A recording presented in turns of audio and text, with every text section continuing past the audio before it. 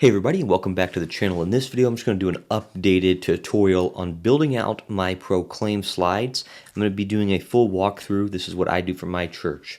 Now, this is going to include, I'll show you how I kind of do the announcements usually, and then what I do for our lower thirds, because we do live stream as well. I'll put something on screen right now to show you what our live stream looks like, but these go on YouTube, and we use our lower thirds in conjunction with our streaming software, vMix, to overlay the text. And we do this also for like our sermon titles. Well, I didn't do it on that one, but also any scripture. So I'm going to walk you through how I do all of this and in a relatively short time. So first, what I normally do is start from like a template such as this, and I'll just go to File, Duplicate. And the reason I do that is just because it saves time. So for example, I'll hit Wednesday, and now I'll just simply change this to Sunday, January 7th. And I'll just select the date right here, easy enough. Okay, and then now what I would generally do is skip the announcements, I do those last, and I immediately just put in the songs. Now, putting in your songs, we have built up our sort of repository over the years. So when I type in the page numbers for our hymnal, they show up because I've put them in here over time. But sometimes even still, I end up, coming to one that's not in there. Now, what I like to do is get all the content into the system, and then I will work on the design, basically. So that's kind of how I do it. Okay, and we have one other song, so I'll just duplicate this, and I'll just put this right down here. Now, our church is a Baptist church. We usually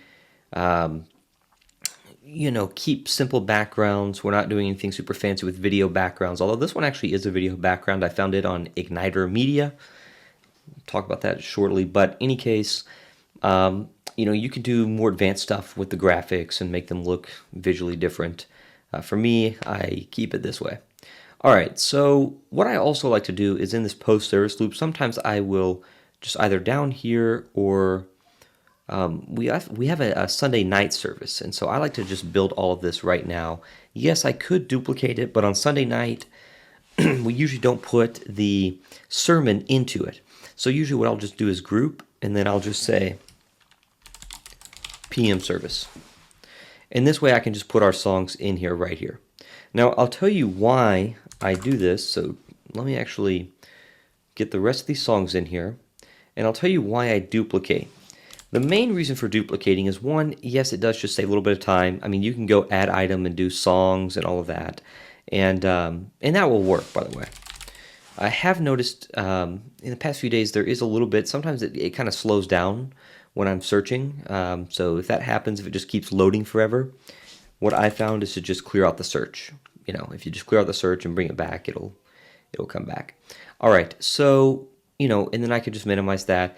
The reason, though, that I duplicate is because it has now copied over this lower third on every single song.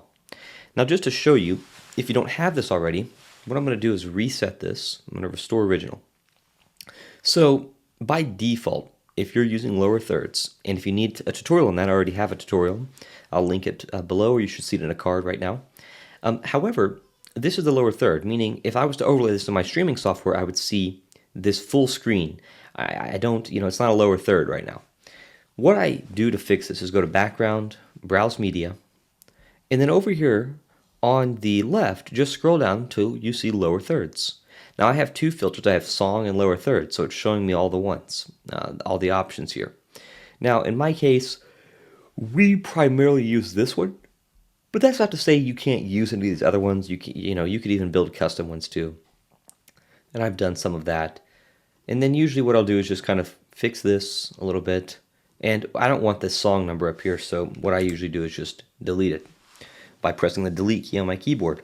So now this song is, ready for lower thirds. Why I wanted to show that, though, is because I would have to do that for every single one. Stretch it out, delete the other thing at the top, the number, and I have to do that for every single song. But if I just simply duplicate it, even if you just have one, if I duplicate this, even if I change the song, this formatting still remains the same. So, I could switch the song and it would work. So that saves quite a bit of time. There is a little Proclaim glitch. I've been seeing this happen regularly where that text flips upside down. I'm not sure what's going on with that. All right, so now what I like to do is go ahead and do the sermon. So let me pull the sermon up. I actually have another screen here. That's why you can't see that, but no problem. And I'll show you how I put in the sermon. So the sermon is pretty easy. What I actually like to do before typing in the sermon is find the graphic. Now, yes, I use graphics on here. I've also used graphics from Igniter Media, and this is a paid, subscription service, but they have lots of good graphics and things, so you can sometimes find stuff on there as well. So I think we're going to use this one today. So what I'll do is I'll simply apply Smart Media and see what we have here. And sometimes, like for example, that didn't come in exactly how it showed here. So what I might do is just say add new content item. And then I can actually better see now how this should be formatted. So I know that the title of the sermon is Called Together, and then the scripture is going to be Hebrews 10:19 through 25. Now this extra Bible verse, I'm just going to delete that. I just know that for my congregation that this text right there is going to be way too small. So I'm going to bump this up probably to somewhere around 80. And, I may even consider bumping that up, but for now I'm going to leave it. Okay, so we'll say that's the sermon title. Now if we go to lower thirds, because I did a new content item, I lost that. That's totally fine. We'll just come back over here, go to lower thirds, and remove content and group. Okay, so we're going to choose, I guess, this. Okay, but you can see it kind of did something a little bit weird. So in these cases, here's what you have to do, is delete these things and simply put in the text. Okay. Sometimes, again, with the lower thirds, you do have to kind of play around with it. This is a good example and why I wanted to just show you the full thing. So I'm going to grab sermon title. I'm going to say apply Smart Media to see if this worked. All right, so that did work a little bit better for us. So then what I'll do is simply fix this. And it's not going to be that hard to fix. We're just going to have to set this to, probably the same size. So 100 should be fine. And then over here, we'll just say 100. Now, the reason that I'm having to do these like by words is just because mine was split. Yours probably won't be, so, you probably won't have to worry about this. But in any case, that's what it will look like now in the lower third. And that's what it looks like on the other. So that's how you fix that problem. And then, of course, we will copy the scripture here, and we will paste it in over here. Of course, you can always choose your version, so I always like to check that. Okay. Fantastic. Now, I'll change the background for this, but the lower thirds are already in place, so I'm not really concerned about it. But I believe, this was the one that matched. This text is really thin, and it's kind of light. Usually we kind of have to do a bold text, and I like to keep it somewhere around 80 to 90. It's just so much easier for congregation to read. It just depends on your setup. But for my church, that's how it is. Okay, now for the actual content items for the sermon, like the bullet points, if that's what your church does, I'm just going to come in here and grab this. And again, what I like to do is put all of the points in right away. And the reason why is because I'll format this slide exactly how it needs to be. And then I'm just going to duplicate it, and I'll delete the points that, aren't needed. So I'll show you what I'm referring to. Okay. So those are all 3 points. Now, what I like to do personally is come into here and add a little bit of line spacing, just like that. Change this maybe to black even, and bump the size up to about 90, maybe even 100 in this case, So that looks pretty good to me. Now in the lower thirds, it's the same thing. So what do we have to do? We have to go find a lower third. So we'll just come back over here to the... I guess I scrolled down a little bit too far. Yeah, there it is. And I just have to get rid of that search term right there at the top. And then what I'm going to do is just grab this content right here. So black gradient, and then there's a few options in here. I'm grabbing content, apply Smart Media, and there it is. Okay, so now I have this. So what I'll do is I'll say, 0.3. I'm going to duplicate this, and I'm just going to duplicate it again, and we'll just fix these. So we'll say 2, 1. All right. So now what I'll do is I'll just delete that one, and then on the first point I'll just delete that. Now, if you want the spacing to be exact, you can add some line breaks so that it, kind of lines up. For us, it won't matter. People won't even really notice that. What I like to do is in the lower third, though, come in here and delete that extra stuff. And the reason why is because that way it's a little bit larger. So see what I'm referring to there. All right. Lastly, any additional scriptures, we put those in. So I'll go and grab those. And I'm just looking to see in the sermon here, what does he have? Acts 2:42, it looks like.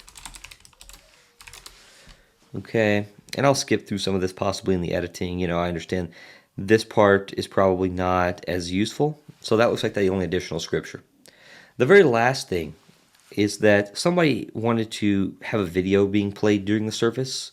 And so how do I account for these? Well, generally what I'll do is go onto YouTube where we're going to be having it. So YouTube. And then I am going to try to find the video. So I know this one, they said it was this song, and it supposedly had a red background, or yeah, this one right here. So I'll stop this. I'm going to go ahead and copy the URL. I'm just going to type in downloader here. So unfortunately, there's not a great site for this I have not found.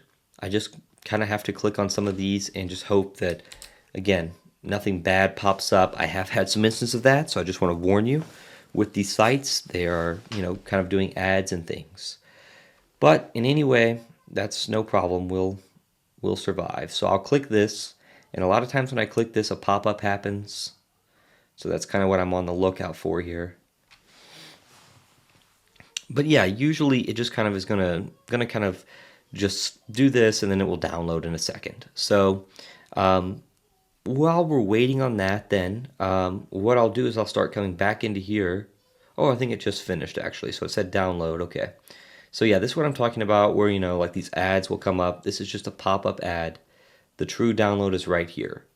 So what I will do is I'll open that up, and then right over here into Proclaim, I will just drag in the video wherever it's supposed to be, which I know it's supposed to be there on my side. And I'll just say, all is well, special video or whatever for the special music. I do like to check it. Looks good to me. I like to just make sure everything looks good about it. Everything looks good. Okay, so this is uploading, and that way when you get to the church computer, that will be fully uploaded, and it will just pretty much automatically show up. This does require internet at the church, of course. Last thing I'll do is come in here and do all of these backgrounds. So this is not very hard, and I know the names of certain backgrounds that I like to use. So for example, I like to use this one a lot, and if it's songs about heaven and things, we like to use this. Sometimes I do come in here and change over to this CMG Sans, and usually bold is what I like to use. Just kind of showing you. Okay, and then, yeah, a lot of times we'll just kind of come in here and find different ones. Now, just to share some ideology, I guess, around how I choose these. I mean, a lot of the times I do like to choose lighter backgrounds for Sunday morning and darker backgrounds for maybe an evening service or a PM service. It's totally up to you and your church, of course. But I also generally choose pretty simple backgrounds. We have had some people in our congregation, usually a little bit older. It's hard for them to focus when the backgrounds are moving and things, and I understand that. And so we try to accommodate that as much as possible, of course. Okay, cool. So we'll probably just choose, I'm going to choose sun or something like that. Let's see, what do we have? Like, okay, this one.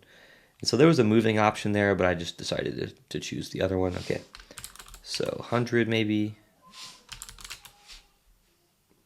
All right, that looks fine. Okay, and what I'll do is I'll search for like rock, and we'll see what happens.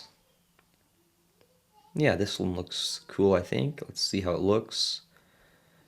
It's a little bit hard to read, so I do always try to keep these things, you know, sometimes adding a drop shadow helps, sometimes adding an outer glow helps if it's a little bit darker. Yeah, this seems cool. Okay, and then we'll do this last song here as well. And usually for the last song, I do generally choose something, darker. I mean, it doesn't really matter.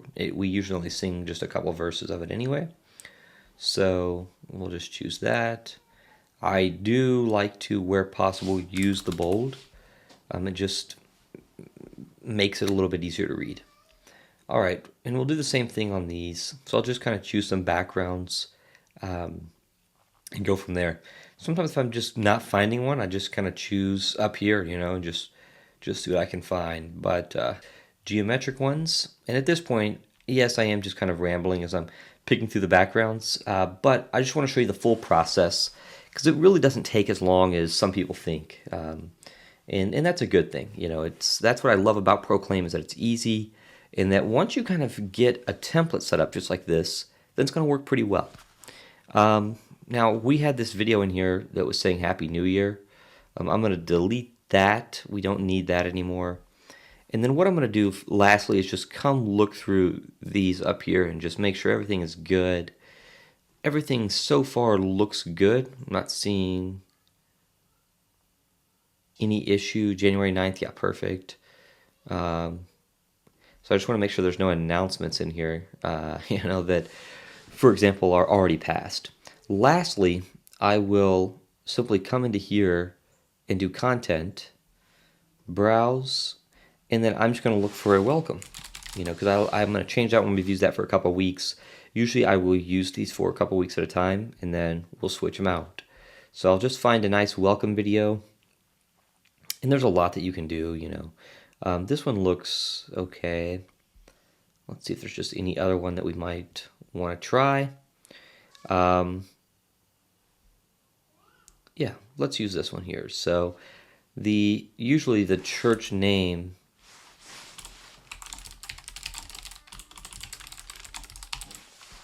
like you can just kind of move this down and it'll look correct. So that's what we'll do there, and I'll delete this video. But if you are wanting more videos and things, I would highly suggest looking at Igniter Media. I'm not partnering with them. I don't get anything, but I just know that they have lots of videos like title graphics, and then you can find tons of welcomes if you just type in welcome. They have tons of these, and they're all videos, and really they're very nice. They're very well done. So, there's a membership to that. It's not cheap. That's for the annual payment. That's for the monthly. But again, maybe you only need this on the Essentials plan. So, I don't know. It just totally depends on your church, but I want to show you that. All right, so with all this being said, that's really all it is, in terms of putting up an entire service, and that's for the entirety of tomorrow, basically. And all of these have lower thirds. I like to do a quick final check and just essentially click through all of these just to make sure that there are lower thirds on all of them. Okay, everything looks fantastic to me. We'll just check PM, even though we don't usually live stream then.